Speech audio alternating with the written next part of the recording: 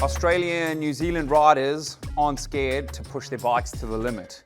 And as we know, Australia and New Zealand also have some of the most harshest terrains in the world.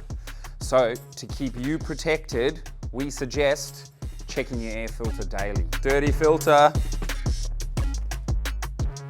clean. Main thing is just making a nice, even grease seal around the sealing face of the actual foam filter itself. And now we can fit our foam filter. So carefully just placing the foam filter inside the airbox. You can then insert the wedge.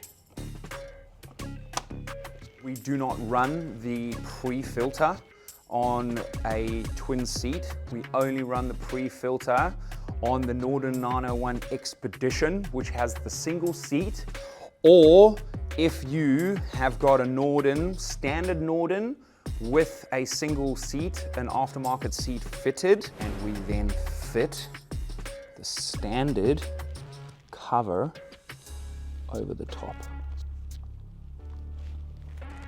Final hot tip, carry extra pre-oiled air filters for multi-day trips. We also want to check your air filter daily so that you can explore with confidence.